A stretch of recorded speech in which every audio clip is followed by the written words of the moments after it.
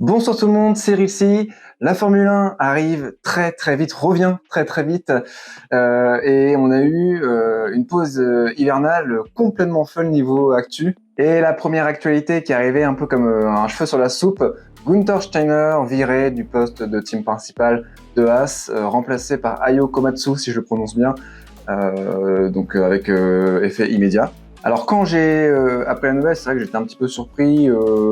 Des fois, on a des rumeurs qui tournent et puis ça fait un peu comme Alpine. Alpine, c'est arrivé soudainement. On a retiré 3 personnes au placé d'un coup, en plus en pleine saison. Là, ça fait à peu près le même effet. Personnellement, je m'y attendais pas. Après, maintenant, quand on y réfléchit bien, c'est pas si illogique que ça. L'écurie est arrivée en Formule 1 en 2016 et depuis, à part une saison, je sais plus d'où laquelle, où ils font P7 de mémoire, en tout cas ils font leur meilleur résultat à l'heure actuelle, ils sont soit souvent dernière ou avant-dernière, mais en tout cas ils sont abonnés au fond du classement. Et du coup, le problème se pose, on a déjà eu plein de sponsors, plein de pilotes différents, et il n'y a rien qui évolue. Bon, pour moi, le vrai problème de Haas, c'est leur projet. La question qu'on peut se poser pour Haas, c'est leur place en Formule 1. Alors elle n'est pas forcément déméritée, il n'y a pas de projet, ou en tout cas il n'est pas forcément très clair. Prenons l'exemple de Alpine, certes ils sont en difficulté depuis plusieurs années, ils n'arrêtent pas d'enchaîner les reconstructions, mais au moins ils ont un projet et il est assez clair. Concernant Haas, on n'a pas de voie vers laquelle s'orienter, en fait on a du mal à savoir ce que Haas souhaite. En effet, si vous ne le saviez pas, Andretti a été refusé en Formule 1 pour être la 11e écurie. Eux, en l'occurrence, ils ont un projet. Ils ont déjà fait le châssis, ils l'ont déjà testé en soufflerie pour montrer leur bonne foi à la FIA. Et du coup, la question se pose pour Gene Haas, le propriétaire de l'écurie Haas. Au vu des dernières performances, est-ce qu'il ne serait pas mieux à faire une proposition de vente à Andretti? Deuxième information qui est arrivée cet hiver, on va avoir le droit, dès 2026, à un nouveau Grand Prix urbain. Et oui, Madrid va accueillir le nouveau Grand Prix d'Espagne. Pour le moment, on ne sait pas si le circuit de Barcelone sera maintenu au calendrier ou pas. Bon, il y a un vrai problème avec les circuits urbains. Je sais qu'il y en a certains qui aiment beaucoup les circuits urbains. J'en fais un petit peu partie, mais faut un petit peu doser quand même. Quand on voit un Monaco avec le mythe qu'il y a autour de Monaco, ou encore un Singapour qui nous offre encore la saison dernière de très belles courses, pour moi c'est suffisant. Justement, on aimait avoir ces dates-là au calendrier parce que c'était rare. Là, aujourd'hui, on se retrouve avec, je crois, 7 ou 8 Grands Prix urbains.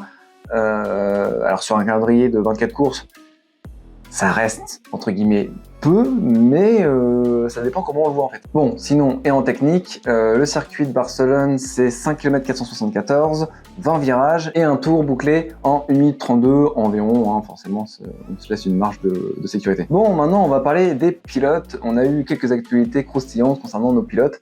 Et la première actualité qui est arrivée, on a pris la re-signature de plusieurs années de Charles Leclerc et Lando Norris dans leur écurie respective. Et du coup, on va commencer par Charles Leclerc, donc premier qui a annoncé re-signer avec Ferrari pour plusieurs saisons.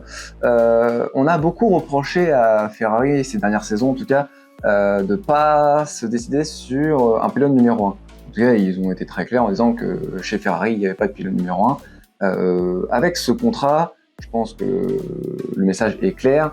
On met Charles Leclerc au centre du projet qui est forcément de remporter un titre, constructeur et pilote, autant faire le duo gagnant. Et concernant notre petit Lando Norris, rien de plus logique en fait. McLaren a voulu bloquer, sécuriser son pilote pour plusieurs saisons, et c'est une excellente chose. En effet, le projet de McLaren, il est clair, revenir recoller à la performance des Red Bull, et être un candidat très sérieux à la victoire. Et pour Lando Norris, pareil, rien d'illogique non plus. Les top teams sont plus ou moins verrouillés. Ferrari, c'est ok. Red Bull, on connaît tous la malédiction du second baquet. Et honnêtement, je pense pas que ça soit une bonne idée de mélanger Max et Lando, même si ça reste un line-up pas de rêve, mais très convoité. Et puis il reste toujours Mercedes. Maintenant, on a appris qu'il y avait un paquet de libre. Par contre, je suis pas sûr que ce soit la bonne solution pour Lando. Pour moi, que Mercedes a encore un peu trop de retard, à voir en tout cas ce qu'ils vont nous proposer cette saison. Mais je pense que malheureusement, faut pas s'orienter tout de suite. En tout cas, quand on voit le projet actuel de McLaren et la progression, pour moi, il y a même moyen que McLaren soit au-dessus cette saison par rapport à Mercedes. Et comme si on n'avait pas assez d'actualité sur nos pilotes, Sir Lewis Hamilton est arrivé très récemment avec une annonce explosive dans la sphère F1. Il a annoncé quitter Mercedes à la fin de la saison 2024 pour rejoindre la Scuderia Ferrari en 2025. Et là, du coup, je reviens sur Charles Leclerc. On est quand même assez d'accord pour dire qu'en 2025, Ferrari possédera un line-up de rêve. Mais d'un autre côté, j'ai quand même hâte de voir comment ça va se passer. J'ai clairement du mal à voir Lewis Hamilton avoir signé chez Ferrari pour faire comme Doc Hudson et Flash McQueen, devenir son monteur et le propulser vers sa première Piston Cup. Pour moi, l'objectif de Lewis Hamilton, il est clair. C'est très clairement réussir ce que Fernando Alonso et Sebastian Vettel n'ont pas réussi à faire, c'est-à-dire gagner avec Ferrari. Il ne faut pas oublier que Lewis Hamilton n'a toujours pas digéré 2021 et est toujours en quête du 8e titre mondial. Alors vous me direz, rien n'est perdu, il reste toujours cette dernière saison chez Mercedes, mais comme je l'ai déjà dit, je pense que Mercedes a encore du retard. Après, ce serait une très bonne surprise, mais vu la concurrence qu'il y a, encore les Red Bull qui sont encore, pour moi, qui seront encore devant, je vois mal quand même Lewis aller chercher son 8e titre cette saison. En tout cas, n'hésitez pas à me donner vos avis sur les différentes actualités de cet hiver. C'est avec plaisir que j'irai voir, même si forcément les avis sont pas les mêmes. Justement, c'est les meilleurs moyens d'échanger nos différents avis. Et pour conclure cette vidéo, on va parler du coup de la saison qui arrive, la saison 2024. Saison qui pour moi va être très intéressante à tout point de vue. Hormis le fait, déjà, je vous le rappelle pas, que la plupart des pilotes du plateau ont un contrat qui se termine fin 2024 et avec un paquet de libres très convoité, forcément il y a beaucoup de rumeurs qui vont popper un petit peu de partout. On a déjà la rumeur de Ocon chez Mercedes, pour moi c'est très sérieux. Je pense que ça peut être un choix pour Toto Wolff, à ne pas oublier qu'il est toujours sur contrat Mercedes, Ocon, que s'il est encore en Formule 1, c'est en grande partie grâce à Toto. Et puis il faut pas oublier son talent. Ocon, ça reste un pilote très talentueux, il l'a déjà démontré à plusieurs reprises, et il a rien à concurrencer avec Russell, qui sera clairement placé en pilote numéro 1, Toto l'a dit. Pour moi, Ocon-Russell, ce serait un très bon duo chez Mercedes. Mais pour le reste du plateau, que va-t-il se passer? On va arriver à notre 3e saison avec cette nouvelle réglementation. L'air n'est plus à savoir qui a la meilleure idée, ça fait 2 saisons qu'on sait qui a la meilleure idée. Maintenant on va un peu copier ce qui se fait de meilleur. Et du coup on va arriver à un point crucial où tout le monde va avoir à peu près, en tout cas les top teams vont avoir des voitures prêtes à se batailler. Et du coup il va y avoir plusieurs écuries à surveiller, et en premier Red Bull, même s'ils ont toujours une avance, ils auront toujours une avance. Je pense pas qu'elle soit aussi dominante que l'année dernière.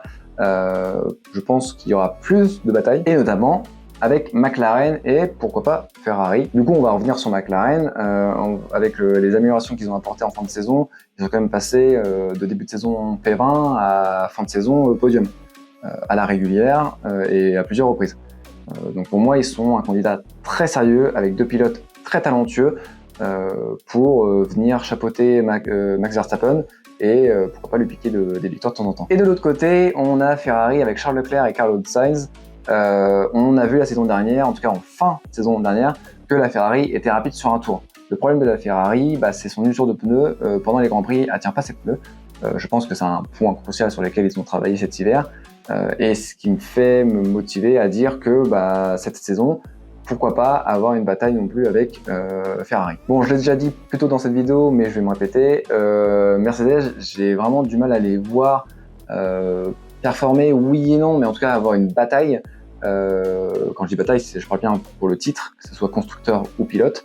Pour moi, ils ont encore beaucoup de retard. Alors, hormis s'ils ont fait un step-up comme Aston Martin, je les vois vraiment avoir du mal à recoller à Red Bull. Dernière écurie qu'on va avoir, en tout cas que j'aurai à l'œil de très près, c'est Alpine. Et oui, Alpine, en effet, ils ont présenté leur nouvelle Alpine pour la saison 2024 il y a quelques semaines.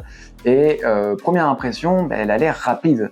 Alors est-ce que c'est le fait que y ait moins de peinture, plus de carbone, ou en tout cas les lignes sont dessinées pour faire un effet rapide. En tout cas, c'est à confirmer cette saison, et surtout un point très crucial chez Alpine, c'est la fiabilité. Rapide, ok, mais il faut qu'elle soit fiable. Et pour conclure, ma saison 2024 de rêve serait une bataille pour le titre entre Max, Charles, Lando et pourquoi pas Oscar Piastri, même si je pense qu'il lui manque quelques clés pour se battre sur une saison entière, surtout à 24 courses.